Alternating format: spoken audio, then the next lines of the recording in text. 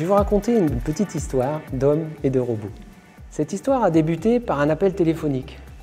Un industriel qui avait fait quelques recherches sur Internet et qui avait justement trouvé que nous avions édité un ouvrage sur le sujet, a décidé de m'appeler en direct afin de répondre à ses interrogations. Le but pour lui était de comprendre la différence entre les définitions de robotique collaborative et de cobotique. Que fallait-il comprendre? Y avait-il vraiment une différence? Aussi ai-je commencé à répondre à ses interrogations. La robotique collaborative ou la cobotique désigne exactement la même thématique. C'est le fait de mettre en corrélation un homme et un système robotisé afin d'effectuer une tâche en commun. La cobotique vient de cobo. Le mot cobo est la contraction de robotique collaborative. Donc ça désigne exactement la même chose. Par contre, on distingue quand même deux grandes familles dans cette robotique collaborative. D'un côté, les robots, qui sont vraiment des systèmes préprogrammés qui vont permettre de répéter un certain nombre de fois des trajectoires de manière autonome à proximité plus ou moins grande d'un opérateur.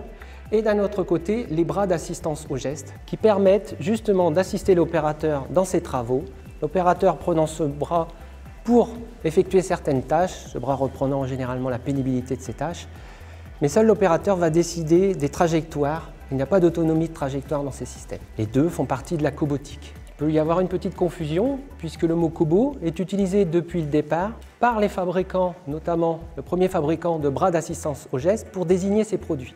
Aussi, il paraît intéressant de qualifier cobo pour le bras d'assistance au geste. Pour l'instant, ça n'est pas le cas, nous verrons par la suite. Fort de ces définitions, l'industriel continuera. Ok, j'ai bien compris la robotique collaborative, la cobotique, la différence, les branches émergentes de cette robotique, mais qu'attend-on de ces branches émergentes? Quel est l'apport pour les entreprises? La robotique collaborative ou la cobotique, c'est le fait de mixer, de marier de manière judicieuse l'homme et le robot.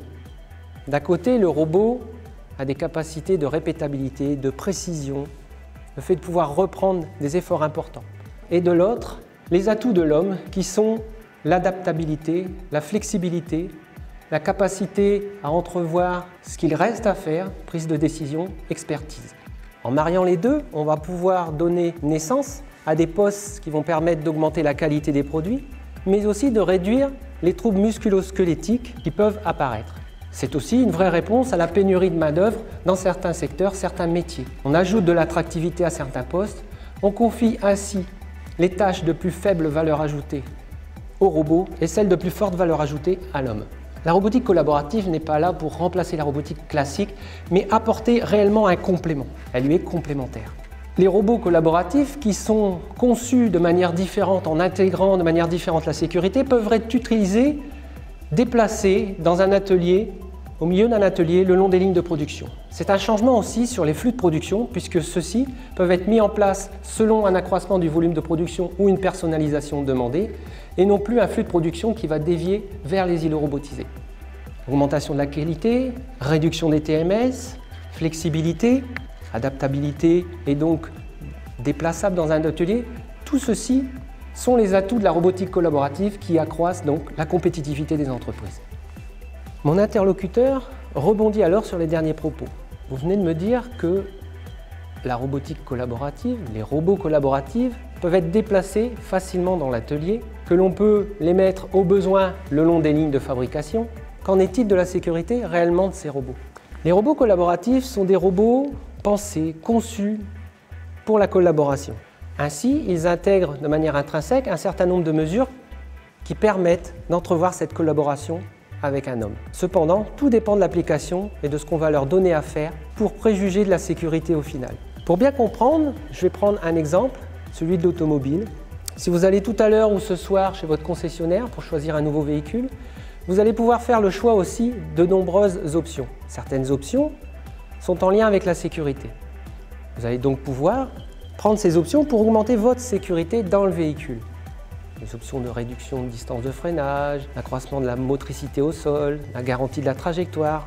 Cependant, si vous parcourez une route sinueuse avec votre véhicule à grande vitesse, votre sécurité n'est pas garantie pour autant. Ceci veut dire que tout dépend de la manière dont vous allez utiliser votre véhicule, dans quelles conditions vous allez l'utiliser. Pour les robots collaboratifs, c'est exactement la même chose. Les robots collaboratifs intègrent de base un certain nombre de solutions permettant d'accroître la sécurité. Cependant, selon l'application pour laquelle vous allez les dédier, il va falloir analyser si ceci n'est pas créateur toutefois de risques. Ainsi, selon la vitesse, la proximité avec l'opérateur, la dangerosité que pourrait présenter l'outil que vous allez mettre au bout du bras de robot ou la pièce en elle-même, vous allez pouvoir conclure si cette collaboration est plus ou moins possible. Pour le déterminer, l'analyse de risque est vraiment l'axe principal. La colonne vertébrale de toute cette démarche, c'est l'analyse de risque qui va permettre justement d'identifier les risques et permettre de savoir si tout ce qui est contenu dans le robot collaboratif est suffisant ou pas, ou s'il est nécessaire de remettre des mesures techniques à l'extérieur. Fort de toutes ces explications, mon interlocuteur commença à m'expliquer sa problématique. J'ai un poste entièrement manuel sur lequel je dois réaliser des opérations de brasage, de montage, d'assemblage de différentes pièces qui pour l'instant présentent beaucoup de soucis au niveau qualité. Nous avons beaucoup de rebuts. Nous avons essayé de voir s'il était possible d'automatiser, de robotiser cette tâche. Ce n'est pas possible. L'apport humain est indispensable. Cependant, nous avons pu noter que des troubles musculo-squelettiques pouvaient être à craindre puisque l'ergonomie au poste n'est pas optimale.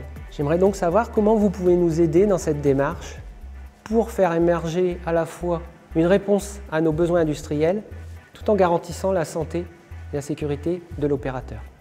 C'est alors que nous avons commencé à travailler ensemble. Nous avons commencé à travailler en associant nos outils.